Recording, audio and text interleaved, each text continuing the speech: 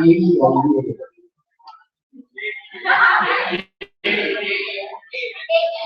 On the motion that this House believes that in mature democracies, the Constitution should be integrated as a living Constitution. Without further ado, I invite the Prime Minister to open this debate.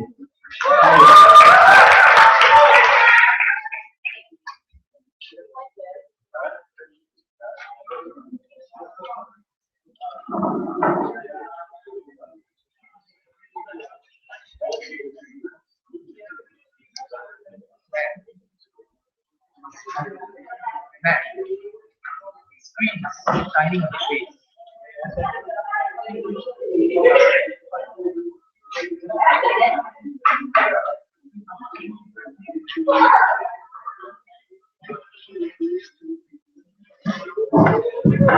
Test, test. You hear me? Yeah. Okay, yeah.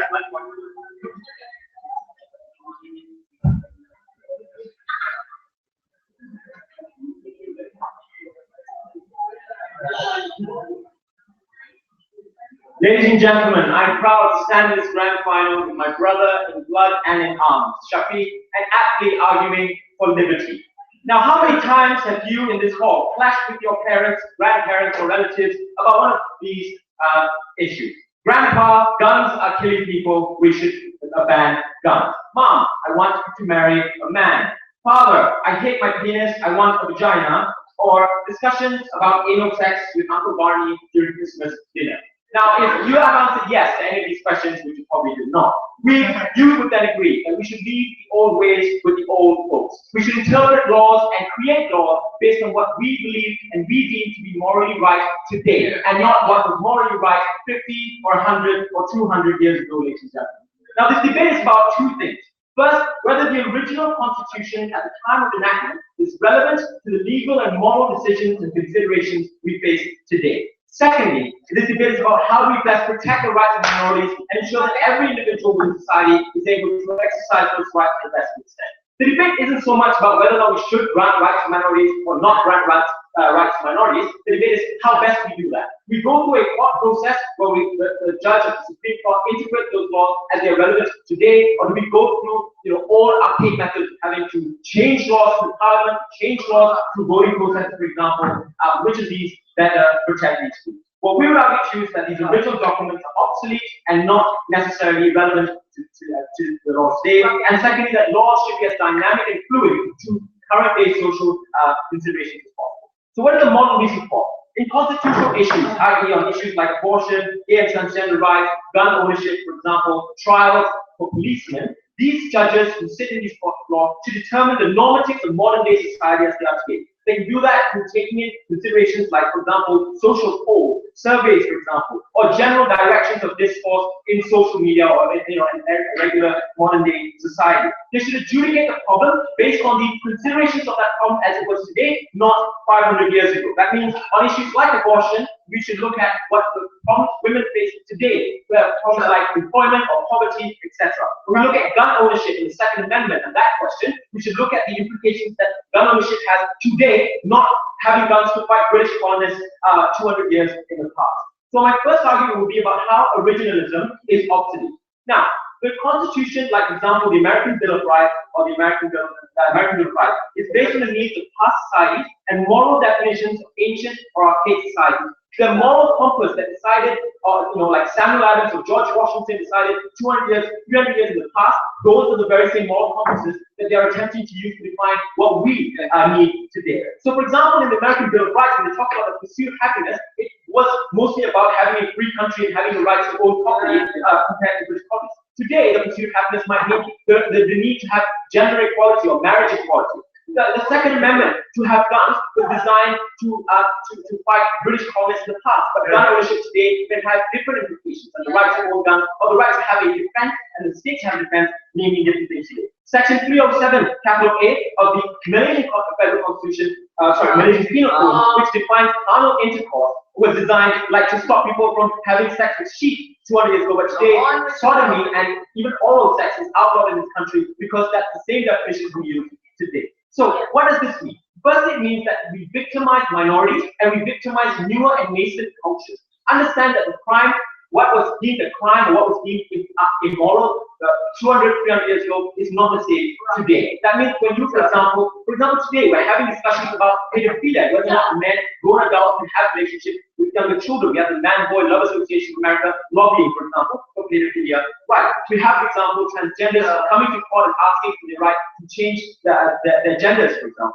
These newer nation cultures and these individuals are victimized because we use definitions and moral definitions based on what was deemed 300 years ago to them today. What does this mean? What does this mean? This means that we either push them away because they still want these rights, right? If you want to have an abortion and you take it to the Malaysian federal court of appeal, you're still going to want to have that abortion, which means you're likely to use other harmful avenues like back alley abortion in order to achieve and have these rights. Or you push these people further underground and disenfranchise them from society. On a second level, we would argue that laws are supremely extensively difficult and slower to be changed under the opposition's model. In order to change the definition of the constitution under Ops model, what you mean is you have to vote for a politician, and you don't even know if that politician is going to win. Then you're going to hope that someone in a different state votes for a politician with the same ideology as the politician you want. Then you have to hope that that politician, who is probably like 60 years or 80 years old, who again may have a different moral compass than what you may find, will vote in favor of the law that you want them to vote for, like, for example, transgender equality. Now, also note that when politicians are in Congress and voting for constitutional issues, they have political considerations to consider. That means even if Bobby Jindal from the Republican Party brands himself as a neo-liberal Republican, he still has to think about his candidacy in the Republican presidency, and is likely to vote against things like abortion, against things like DRS when the time comes. At least under our model, that people have more control over what the law should be. Because you can go to a court and you can challenge that constitution and you can tell the judge that this is what's relevant today, rather than having to vote for a constitution and the Congress will change things like state law. So like Gemma, I'll say evidence. So using your context of Malaysia, if society is as conservative as Malaysia, how are you protecting the minority? Actually, I would say that in Malaysia we're seeing a new progressive wave of individuals sitting before me, individuals who are going on Facebook and changing their profile picture to celebrate gay pride in tandem with what's happening in America. Yes, we do have conservatives, but the best way to ensure that these laws change, because let's face it, the laws can't get possibly any more conservative than they already are today. We think that these laws change better today than they did 20 years ago. My third level of argumentation: when you have a constitution that is obsolete and archaic, it leads people to lose faith in the judiciary and state mechanism. Let's look at Ferguson, right?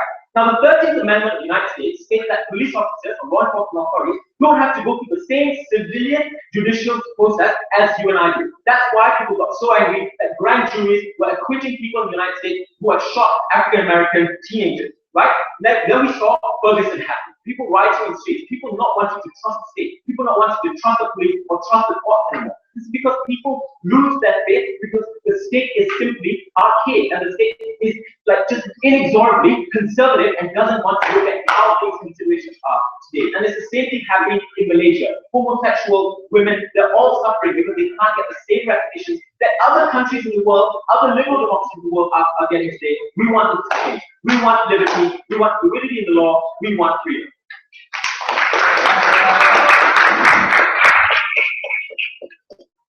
Prime Minister for the speech, and I invite the leader of opposition.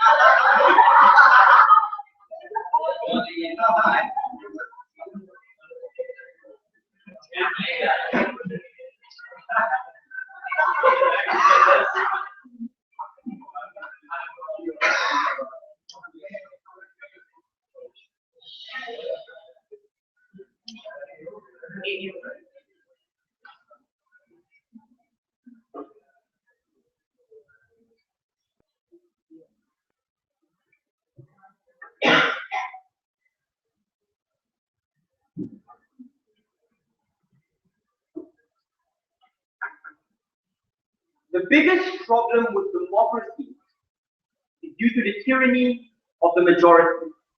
The reason why the Constitution is seen to be the supreme law of the land to ensure that a tyranny of the majority doesn't overwhelm individuals who are minorities in contemporary context who are challenged based on that context and the context alone.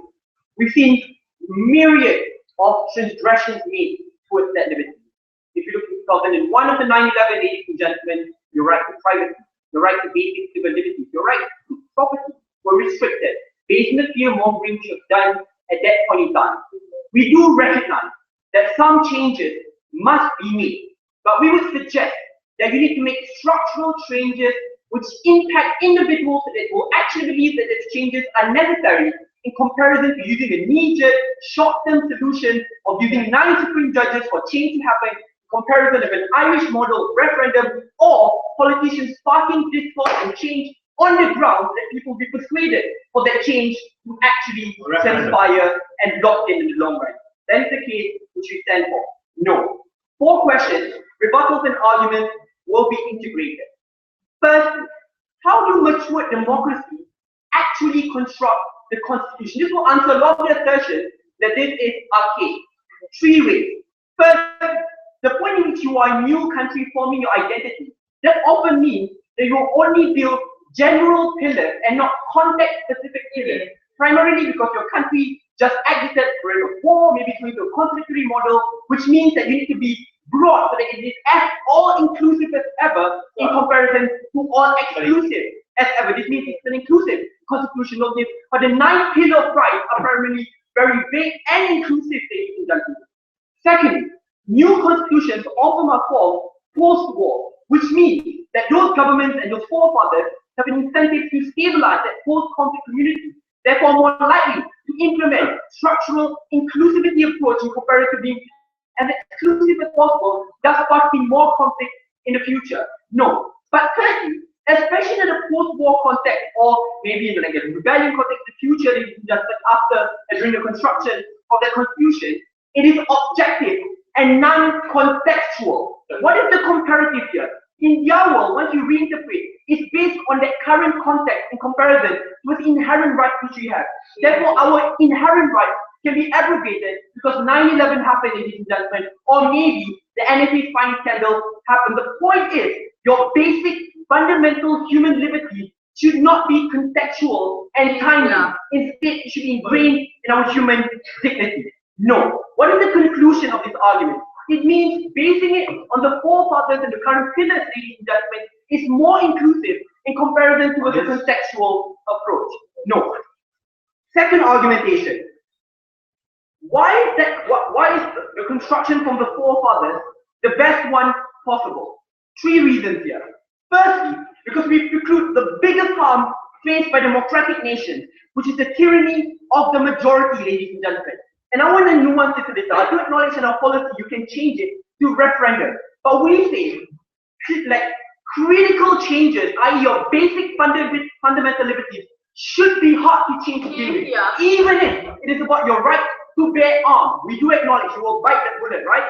But we think, ladies and gentlemen, it's not even the right to bear arms, it's other basic provisions on equality, etc., which in this current context can be challenged. But why is this particularly important? Once you reinterpret, i.e., the equality clause, it opens a floodgate of problems, ladies and gentlemen. So, i.e., if we reinterpret the equality clause for providing quotas for women, it might also lead to a racial quota, other kind of quotas to be reinterpreted. It's better to address it based on our policy, in which referendum or politicians discuss specifically about that issue, ladies and gentlemen. We think that's why it's comparatively better.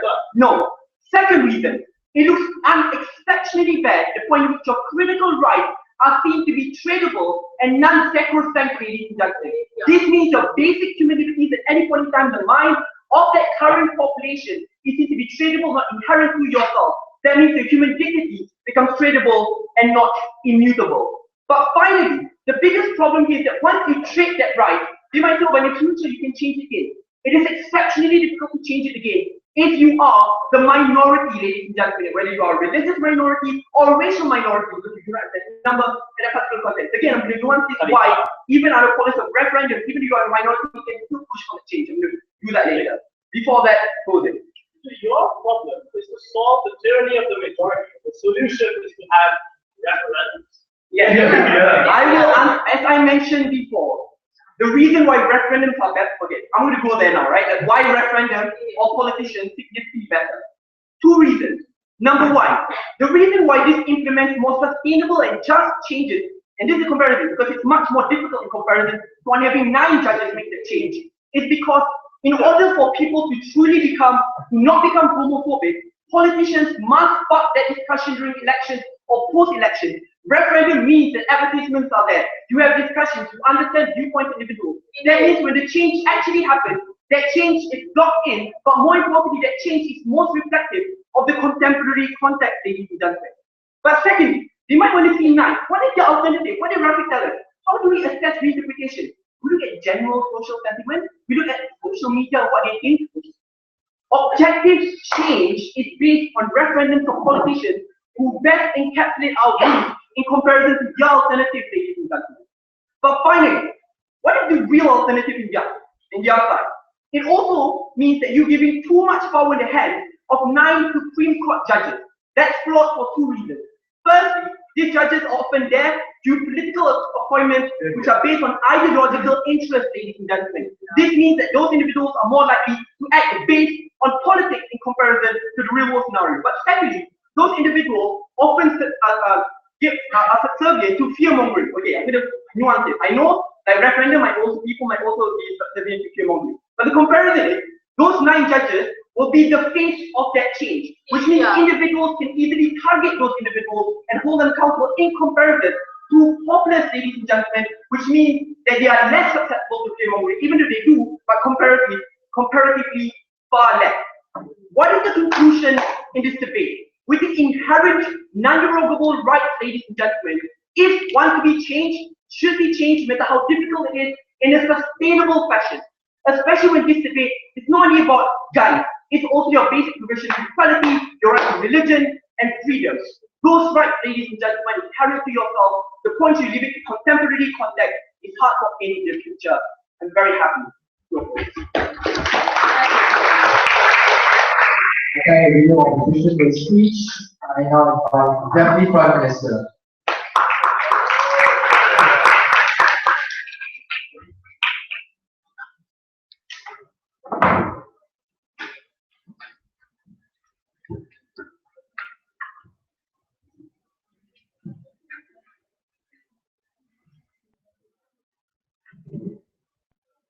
Thank you, ladies and gentlemen.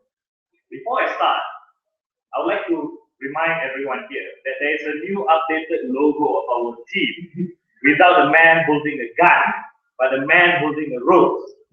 The hat is also very different, and you can find it online. This is an outdated photo and it was created by outdated people. Just like the outdated constitution set aside for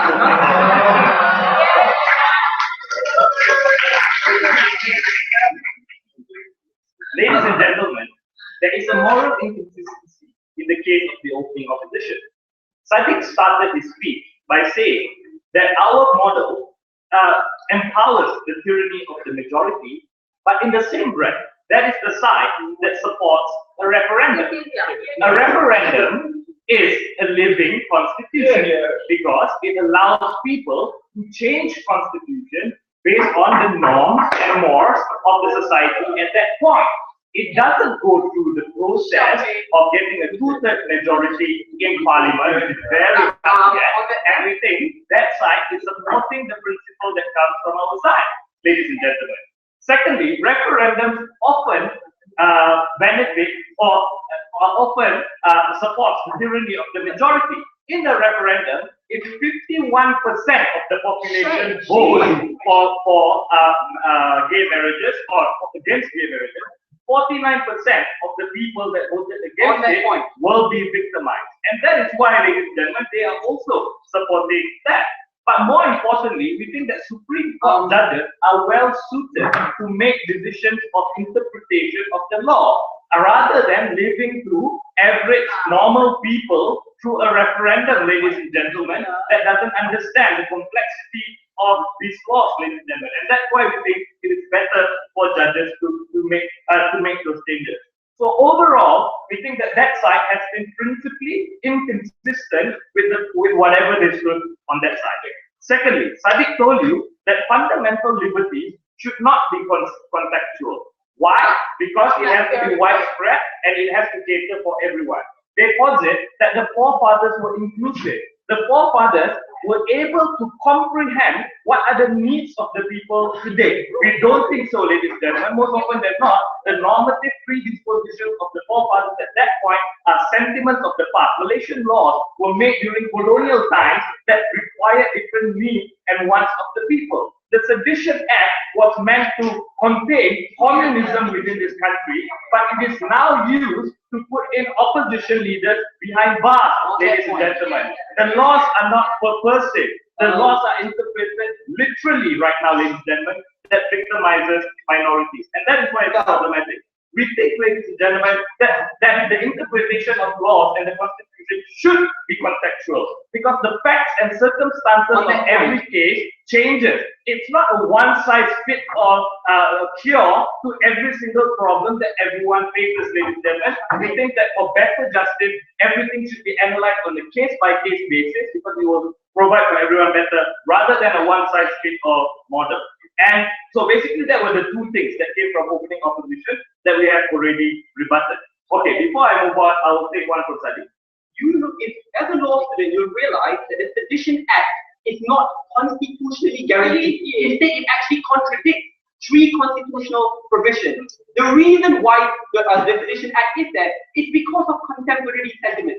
How do you change that? Okay, the reason why the Sedition Act is there is because the Constitution doesn't state what should be on the issue of sedition. But if we have a living constitution, then the Federal Court of Malaysia or in the United States will be able to provide or interpret a provision in a manner that washes the Sedition Act.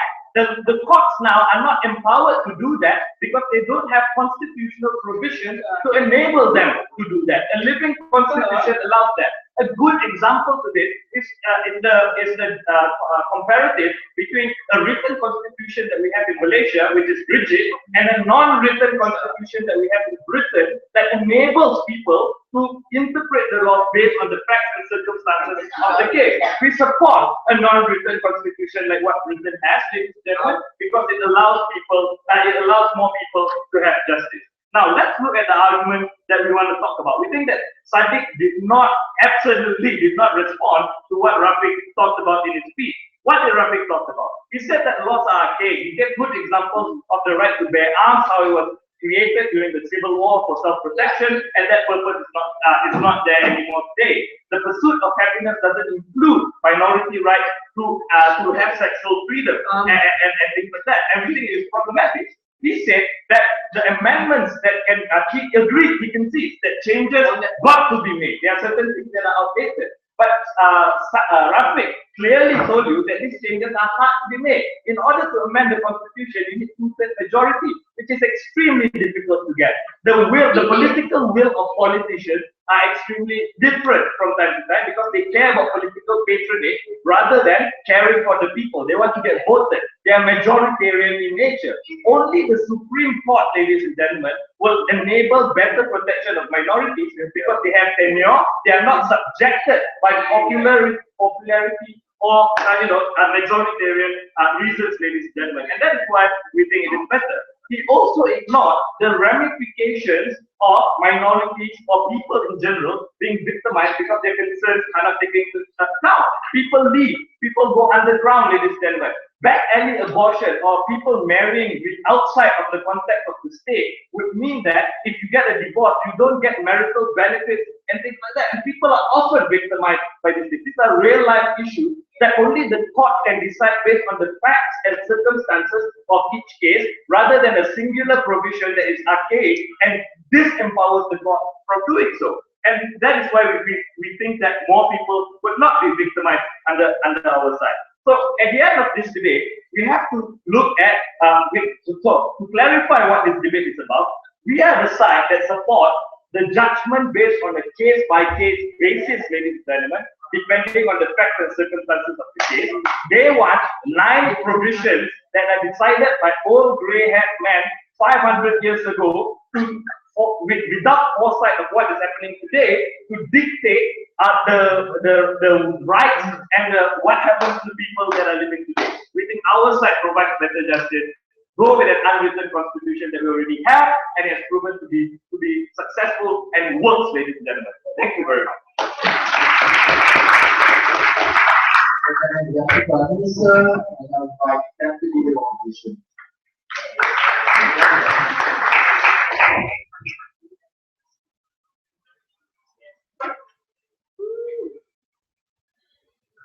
At the conclusion of the opening government case, I'm left wondering if 2 law students or law graduates understand A, what the difference between a law and a constitution is, and B, what the process by which you actually change the constitution is.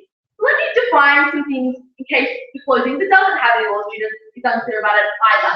First, a constitution, as distinct from many of the examples offered about particularities on legalizing abortion, etc., does not specify things about abortion, does not specify things about gender reassignment surgery, and does not specify things about who you may or may not have sex with. Those are laws that exist under both sides of the house. So what does a constitution enshrine and how is it different?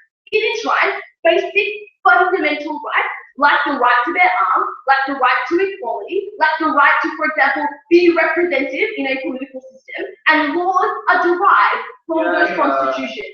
That is the first thing I want to do, and I'm going to talk about why that's important later. Secondarily, how do you change a constitution? It is a 2/3 majority referendum in every mature democracy on earth. People vote in a referendum. It is not a question of 51% of Parliament voting to change or amend a constitution. That is so false. So what is this debate about? They are the side that would prefer more changes, more flexibility, a lack of consistency, and making decisions on the basis of any given context at any given time. We are the team that would prefer that we decide and distill what the fundamental rights of the society are, and we create important and large structural barriers to redefining those things. But let's be incredibly clear. The clash in this debate is not no changes versus changes. The clash in this debate is less changes and more difficulty in changing versus greater ease in changing those things. That's the comparative they use. It is not true that we cannot change the way we view things. Which leads me to the next clarification. What is a living constitution? It is one that is open to reinterpretation at any moment.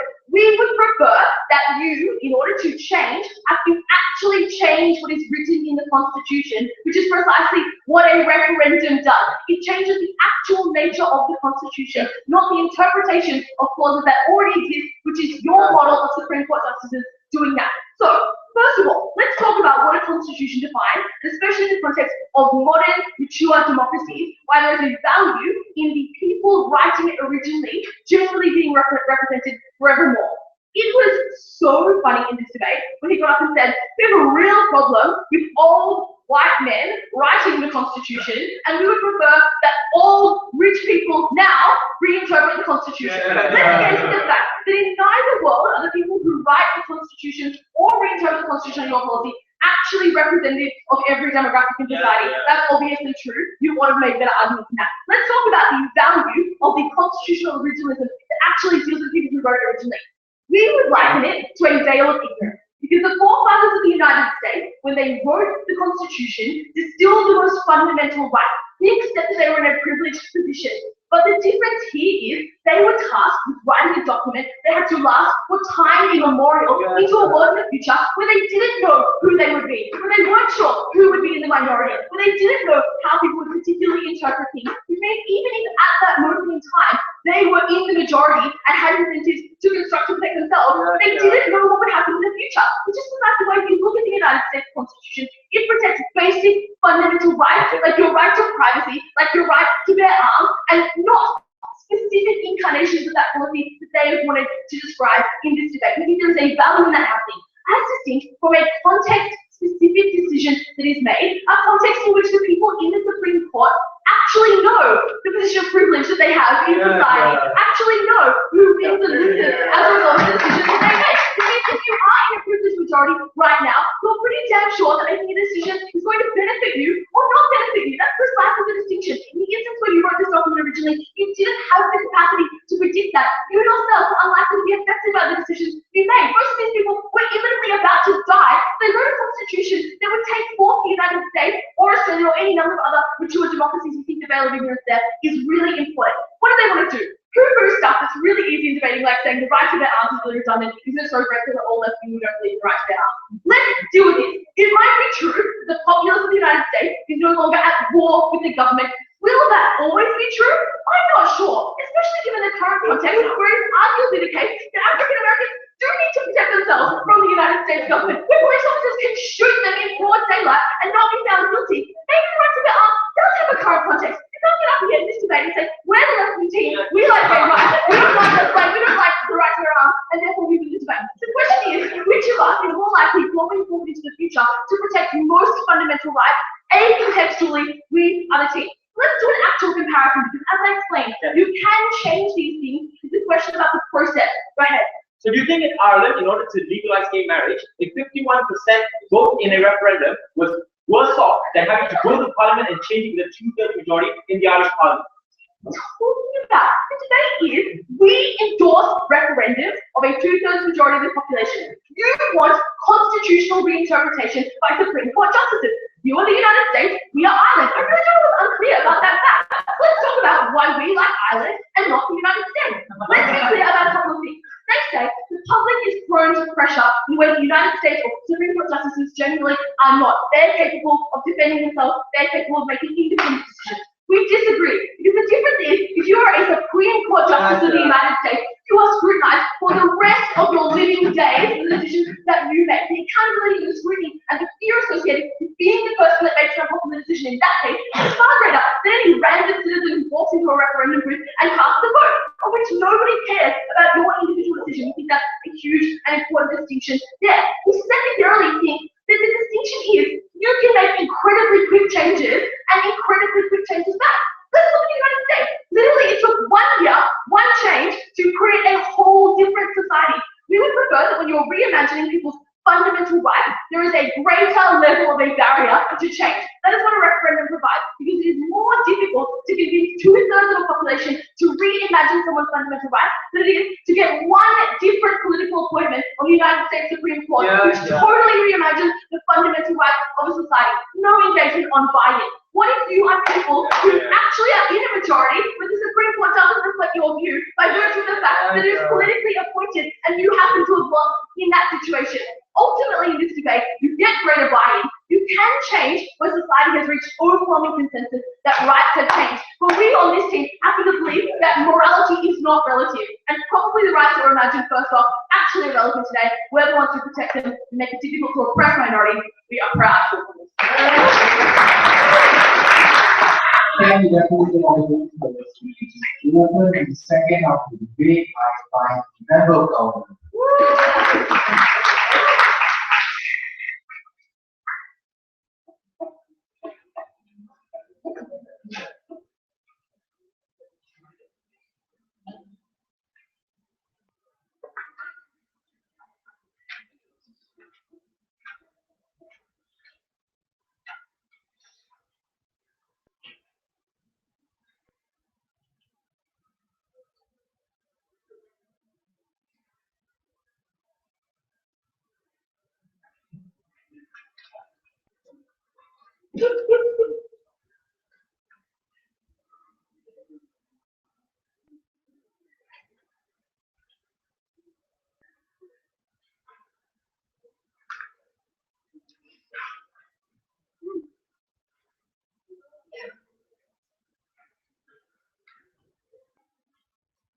Speaker, it is still hard on our paradigm to change the constitution. But when it comes to practicing that constitution, we think there is a necessary leeway that we need to practice the opposing opinion. We think it's important for us to have that leeway when it comes to regulating guns to impose them. Despite the fact, if you look at the constitution, it tells you that you have the absolute right to bear arms. But when it comes to Obama administration, it says that according to the same constitution, a liberal interpretation of it, we can regulate your vote. We think the leeway is necessary. It's the best venue for us to educate our people, and it's the best venue for us to be at the end of it. The Constitution still needs a two-thirds majority to be changed. You're not changing the Constitution. You're not removing your right to live. You're not removing your fundamental right that we already have political consensus over it. We don't think this debate is necessarily about those issues, but it's about the extension of those debates that are happening. The controversial issues that we do not have an objective answer for. The question is, how do we best educate the society? I want to talk to you about two things. Firstly, I want to talk to you about the amendments and why how the constitutional amendments will happen, and why referendums is less likely to happen under their paradigm, especially in unpopular policies that are objectively true. And secondly, I want to talk to you about how to be best to protect any progressive movement that would have happened. Well, let's look at a couple of things in this series, right?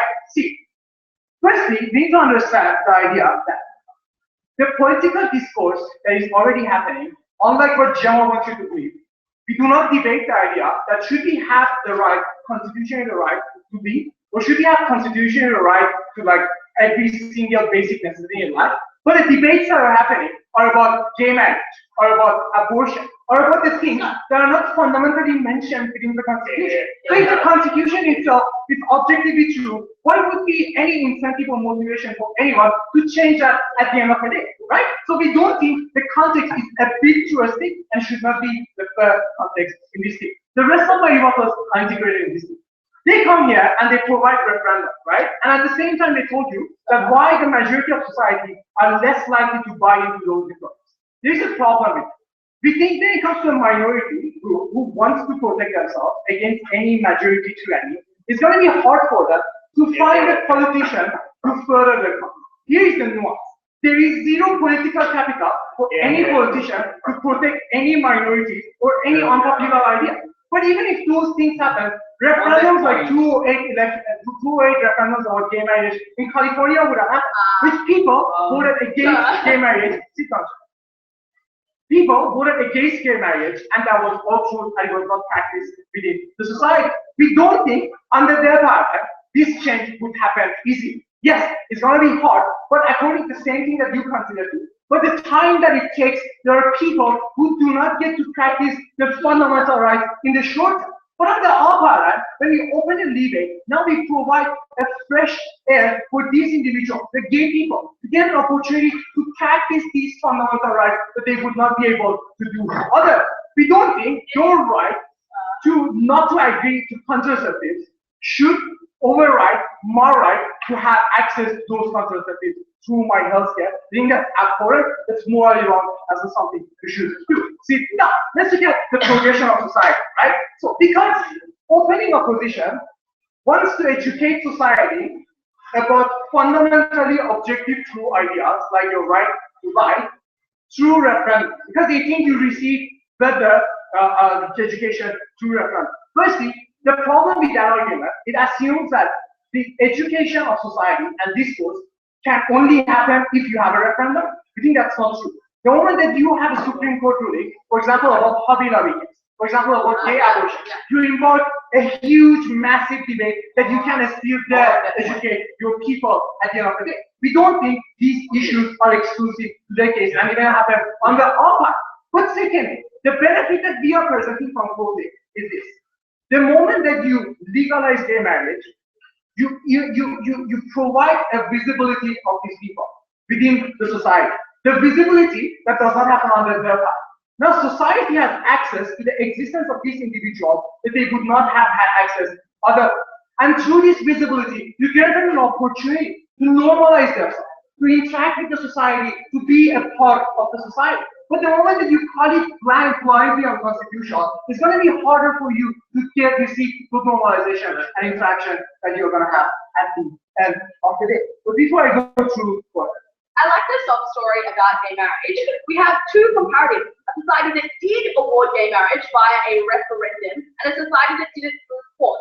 In a world in which both of those two alternatives are on the table and potential, why wouldn't you prefer two referendums that are more representative? They consider the fact that it's harder for this referendum to go through. So they are fine for people to be hated, to not to get an opportunity to get integrated into society, not to get an opportunity to practice their fundamental right to love other individuals for a long time. We told you, yes, it would happen. What is time consuming. Nobody's willing to go ahead and fight for it. So it's going to take a long time when people are losing their fundamental rights. If the constitution theory is to provide protection for individuals to practice their rights, we need to make it as inclusive as possible to make it easier for people who have that right to practice it, and it should not be conditioned toward other ideologies. At the end of the day, we think it's better for us to believe in the Supreme Court and to believe in the other debates that's going to happen. Because we think the Supreme Court have specifically access to some specialized knowledge that the public cannot have access to. Making that they are in a better position to make an informed decision that is of the best interest of society. We don't think necessarily every single person inside the society, in the second level, have access to relate to different spectrums of the society that you are going to talk to. The issue of relatability cannot happen under your paradigm in most instances, but then you have Supreme Court judges to talk about those people due to the special knowledge that they have access to. It's easier for them to understand the case, to relate to the case in general, to care about the right case because they are Supreme Court. What have we proved to you from both? We told you that the referendums are highly unlikely to happen. Yes, it might have happened in Ireland, but it did not happen in all the other countries. We had to use Supreme Court to push. Even if it happened in Ireland, it failed at several instances. It did not happen. And that came at the cost of people losing their right to practice basic standards that's going to happen. We don't think that's the cost that we are going to pay.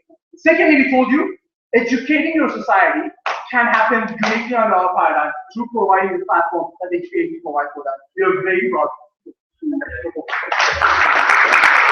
I thank the WLDC. I now invite the network opposition.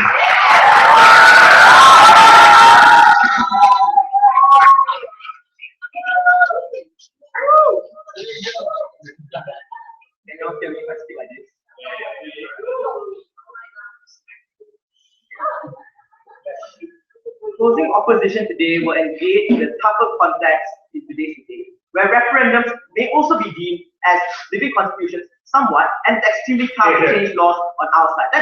Let's debate on that tougher context and prove why our side will still win the issue of protecting minorities at the end of the day.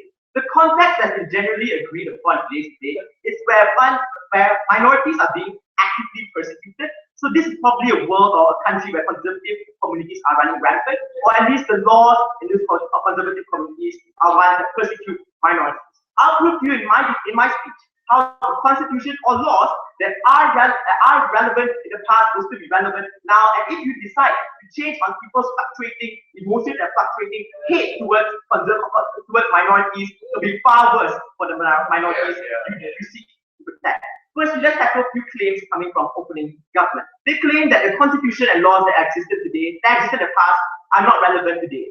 But things that are not relevant are not definitely harmful. We believe the constitution that doesn't constantly change reflects stability and allows society to abide by the consistency that the law provides. What does this mean? This means that under your side, the law is skewed and has huge potential to be manipulated. Relevance on your side is interpreted not by the minorities you want to protect, but the majority. So, like we agree largely what Jaya said, right? The conservative elite Republicans in the US, who have huge lobby groups and have so much more disposable cash compared to minorities, are the ones who are interpreting your living constitution under your side. And we think that's the law that minorities have to live by. We understand the comparison. The laws in status quo may already be conservative, but this is where my POI graphic rings true. That if they want to be consistent with their case, the laws that are reflective of the conservative society on their side will be far worse. What does this mean? This means Malaysia will not only ban abortion, which existed in the school, but will legitimize patriarchy and how men will have superiority that compared to women, and will legitimize the superiority for the conservative society this way. So there's a greater harm that has to be reflected there, upon you interpreting based on societal will. Secondly, let's look about this notion about us victimizing the minority. If conservatives using your policy are allowed to be the reflection of what people or what constitutions are, because they are the majority in the country and they are persecuting the minorities as DBP has stated, then you allow gay convergent camps under your side. You allow these religious communities to define those procedures as their pursuit of happiness. Because those are things which fulfill their religious fulfillment, and we think those are things which make these conservatives happy. Those are things that you are willing to abide by. Should they be the majority, persecuting the minority under your side? Look, minorities will always be persecuted. We understand the trade-off here. It's whether you want to aggravate the situation by allowing conservative communities to interpret the law in their favor. So the scale of harm on your minority, on the side of your minorities, is far more severe. I'll take mine right now. In the context of countries with more conservative, a referendum will reflect what the majority wants and victimizing the minority. Supreme Court judges are not conservative. They are two aisles, they're split. There are liberals and there are conservatives that can represent society. Defending referendums here, I'm just defending why the laws of these people. And so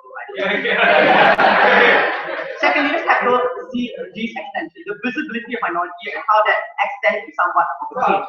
They already are visible in status quo. We can see homosexuals everywhere on a daily basis. But the visibility that you are inside on your side is one where conservatives will bear so much more hate because they believe that they've lost. So what this means? This means that a constitution which you elect to change under your side, should it be successful, means that conservative communities will go even more all out towards these minorities which you wish to protect. So we wish to protect minorities even if they don't get certain rights that are essential for them. At least their security is largely protected. At least they don't get denied jobs on a daily basis because conservatives feel that they have lost the case and they need to gain back some legitimacy towards their side. Let's go into my extension. Why is the original meaning of the constitution important? So we don't vote for constitutions. That's one thing that's important. If something becomes a constitution, people cannot veto it out. Regardless of what people want, the right to life, the right to shelter, the right to happiness, or even controversial constitutions are things that are guaranteed to people and people hold true to themselves. This means the original interpretation has always been retained ever since its establishment and should be retained even if governments change. What does this mean? This means democracies have always taken into account in the past the creation of a constitution that will allow people to live by that constitution forever.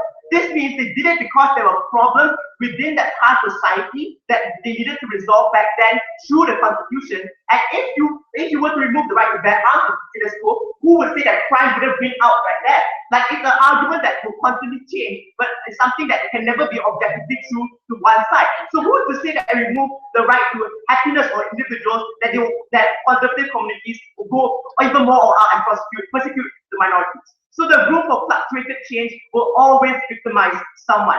So we need room for people to adjust and live by those terms instead of constantly changing and being able to adapt. Why is this so? Because we need time to mature as a community, and what's important in a democracy is we need compromise. We need that compromise.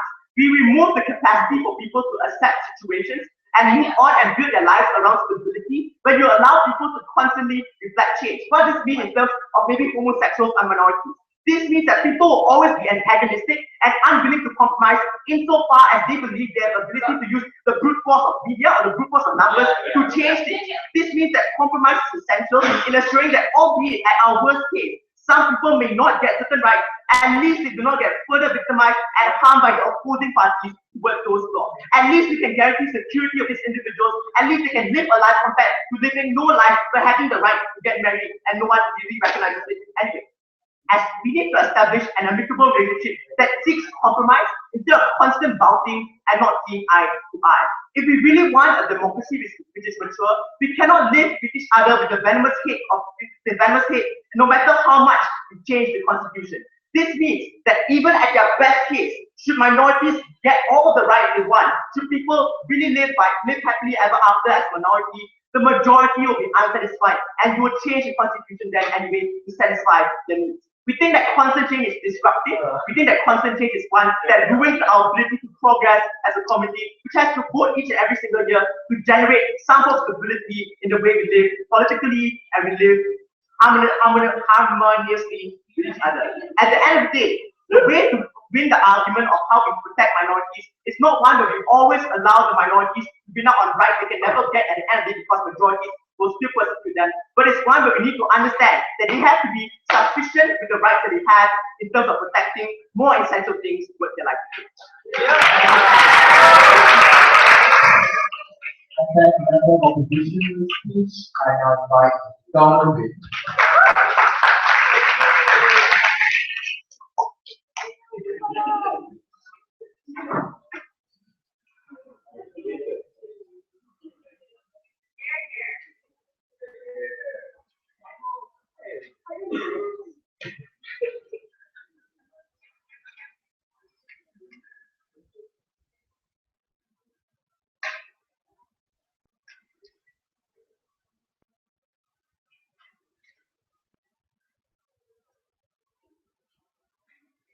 few things I want to point out before I move on to my questions.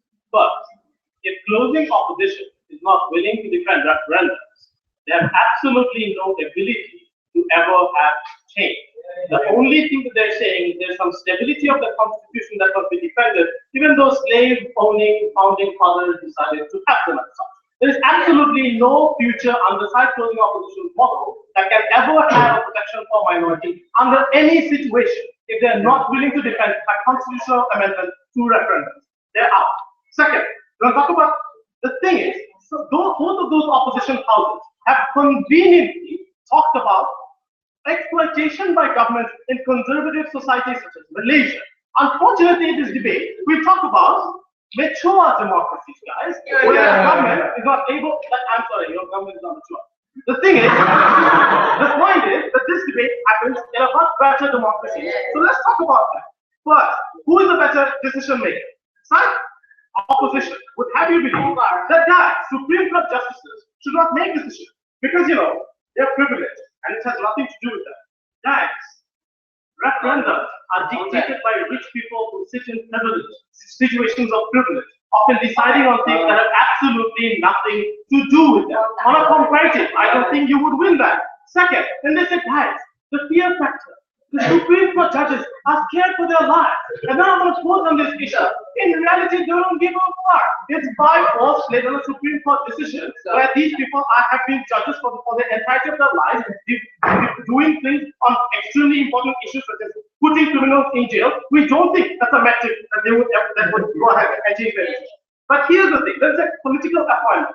This is a harm we are willing to concede. That sometimes that political ideologies come into play. What is the comparative?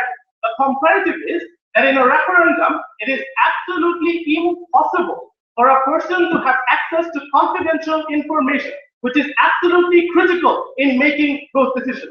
So for instance, you want to talk about the big security and privacy issue of PRISM and everything, there's absolutely no way in a referendum we can tell people how is it that we caught so many terrorists. Which terrorists did we catch in which way? These are critical information that only people sitting in those positions of power can have access to, that you can never release to people on the ground. By fear, that necessarily means that Supreme Court should be the one making those bloody decisions. And no matter how many times I think says here, this new extension time. Let's talk about change on the ground. First, the position is they try to have a false comparison. Yeah, if this doesn't happen, referendums will happen. No, this debate happens in a situation where you're sitting in the Supreme Court, this policy has come to you. If you say no, the idea that the referendum will happen is a speculative one. That means, and this is the thing, right? One, that means often referendums don't happen. Why? Because it's often considered unpatriotic for a politician to go ahead and say, I want to have a referendum. That means because you're trying to change the constitution and they're meeting on founding fathers. That means these people are considered unpatriotic, means politicians don't want to take that risk. Second, a referendum costs millions and millions of dollars on a political spectrum. Means that a politician who wants to take that risk on a global scale, a nationwide referendum, means that they're taking a risk on their entire political careers. That means it's highly unlikely for that entire nationwide referendum to happen to begin with. Third, we told you even if it does happen, there is an issue of time sensitivity. Remember, under their model, we would not have Obamacare today. We would not have gay marriage equality today in the United States. All of those people who were married, all of those people who had access to healthcare would be deprived of all of those things. Even if you have long term, I don't give a shit. Second, ladies and gentlemen, we talked about normalization, right? Let's talk about this, right? They said, guys, visibility exists on the both sides. That's a simplistic thing. We told you that this is how normalization happens. Under our model, at least you have individuals who now go through marriage and magically other people find out your marriage is not threatened. Those are actual experiences people go through, and they go through and see that those things are not affecting them or the impact of it. Obamacare continuing means people get to see for themselves Obamacare work. Those are the kinds of normalization processes that we have that does not exist under their model for progress to happen to begin with. We also told you that there is a progress discussions. Politicians still discuss it. Obama still talks about gay marriage equality after the Supreme Court issue comes out. On a comparative, at least under our model, it's better. Because even conservatives can be told, your founding fathers also meant to protect the minority. They're not having to tell you to change your country and the principles of the founding father to accept minorities. On a comparative, our discussion is much better in terms of creating acceptance within those kinds of communities. Sure. If everybody is privileged, we say quota, you say referendum and you accept that founding fathers work.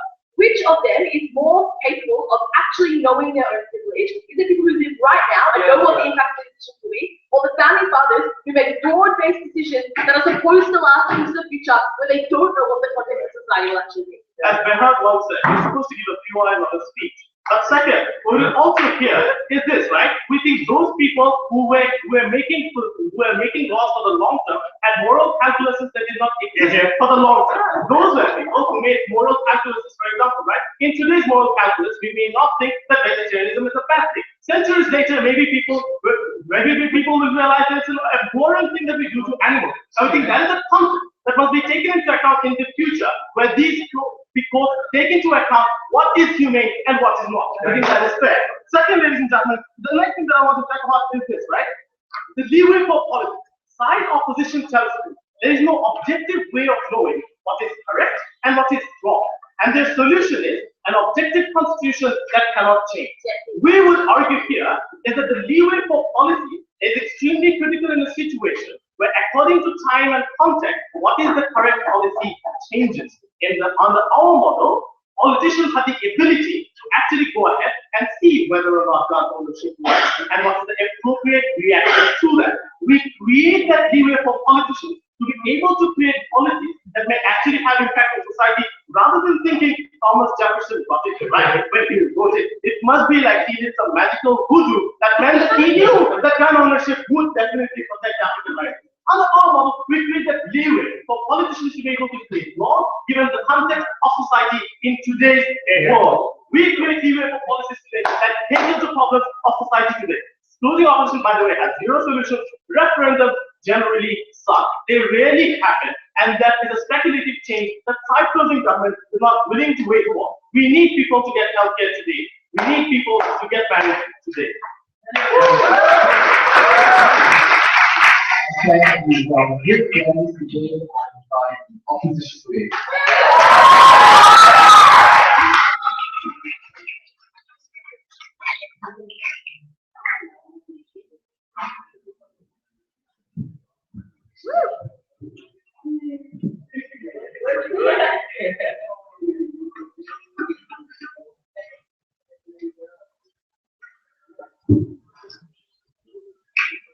Compromise is always essential if you do believe in progress, if you do believe that these minorities deserve to be protected. And this is the extension that they neglected to engage with from ever. Because we understand that there will always be minorities and there will always be conservatives who attack them. But you aggravate them more when you allow these laws to fluctuate. You aggravate them even more when you allow them to win out on their rhetoric, to lose out on their rhetoric, and that more discrimination will be overwhelming, and so much so that the state will be unable to handle it. This is why our side has also understood and tackled the more difficult context of why referendums also will not work if we are for protecting democracy and we are for protecting the harmony of this country. So let's tackle some problems that came from closing first, right? Because their biggest problem was whether normalization will actually work. And by providing visibility of minorities, who will normalize them more? Normalization only exists in our context when there is compromise in the country, when conservatives are willing to work with liberals and accept minorities as people who deserve their own rights as well. As long as we're not giving in to their rhetoric or acting too extreme, as long as we're not doing empowering them as well, this compromise will exist for more progress to strengthen anti-discrimination laws, so they will comply with you even more. So that's why this visibility can only exist in our context. And more inclusion, then, like when we talk about more inclusion, this is under the presumption that inclusion will lead to less discrimination. We have always seen that even when we legalized gay marriage in Hawaii, it was overturned, Prop 8 was overturned. Inclusion is not something that comes with acceptance. So you cannot guarantee acceptance either. So that's where they fall. But then they don't want to engage with us on the lack of referendums. So sure, we see that progress comes very much more difficult, like progress is very much more difficult to become. But this is as opposed to the continued and unfair and insidious discrimination that these people face now. We think that this is the comparative that we have drawn to you, that right now these minorities will be further disempowered, will be further attacked, especially in conservative countries, where the conservatives will win out, where they will be able to attack you even more. And they've never engaged with that context and only assumed that this happens in liberal countries, where things will eventually work out. Let me tell you that that is not something that will happen. Before that, okay. We didn't say we want to ban referendums. As a matter of fact, it's principally consistent with our model of gauging opinion polls and public sentiment. It is also a living constitution. Why is your model of referendum, or sorry, your model of Congress better? Okay, because we told you that we don't want these laws to continue to fluctuate. We don't want these laws to be, we don't want these laws to fluctuate or these laws to empower conservatives even more, and also that we want to protect minorities. So if you allow this to exist, we discriminate them even more. So please pay attention. So what about opening? So they decided that minorities will be protected. But this begs the question: why do you victimize minorities even further? And unfortunately, your moral compass cannot be the only deciding factor, because we have to analyze how these outcomes will impact people, will impact conservatives, or will impact other people who are not ready to face this yet, and that there will be less support and more backlash. So people either cannot or refuse to adapt. The problem is exacerbated, especially when there's a majority of conservatives in that country. This is why we cannot afford them more control. We are willing to have more support groups or strengthen anti-discrimination laws to prevent this malicious discrimination. But we think the harm for conservatives will overwhelm government efforts and overwhelm any attempts to be able to cure that on our part. But even if it works, we think that your Supreme Court is made up of heteronormative mentalities, of white and elite viewpoints, and it makes it even worse for people to attain any sort of progress under your side, because these rejections will make the changes even more difficult, and that these lobbies will lose out the strength and support that is so needed for them to work on their cases. Sit down. Now let's draw the distinction between our side and open. And this is very important, because we don't believe that these changes can occur even from referendums, because these referendum changes will still harm the principle and the harmony that comes with democracy. So unfortunately, this oppression is something that can be overwhelming. It is fine to say that we can always tackle it, that we can always have more things to do, and people will eventually progress even further. But these efforts are so overwhelming that the minorities will always be victimized, and we think that this is something that we need to prioritize. The trade-off is about who the real victim in the debate is. And these victims are minorities that you continuously persecute, or you allow more persecution to happen, because this discrimination gets even stronger. It is the comparative sit-down about a world with quick and not well-thought-out laws that aggregate conservatives, that make the discrimination even more overwhelming, versus a world where we can at least try to better take care of minorities by preventing the discrimination to become even worse. Because we think that these changes are extremely difficult to come by. I'll take one of those in the other. Look, we already argued as to why we have more change on the ground as well. But under your model, because of some speculation that some people may overreact, who are never going to give them any merit equality whatsoever. Sir, we understand that it is a difficult context to be able to provide, to be able to protect people all the time. But we think that this comes at a trade-off of these people who have the chance of marriage equality, but will continuously be discriminated, or will be continuously persecuted. And we think that you cannot always protect those victims simply by claiming marriage equality is a thing now, guys, and you have that to go to. So then that's like finally the issue comes about whether we have to fight. The issue comes about whether we can prioritize the protection of these minorities versus a world where they have access to laws. And having access to laws is not something that is an immediate priority now. So it's fine and dandy to debate these contexts in liberal countries like US or in Ireland, but what if this happens in Asian countries? What if this happens in Malaysia? The persecution and discrimination becomes so overwhelming that people cannot control it. So that's why we think that that's why we don't believe in referendums. We believe that the context of these original laws also occurred in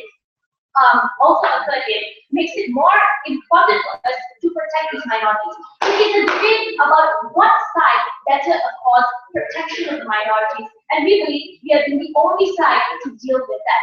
I am so proud to I think all the papers have debate. That is the entire decision.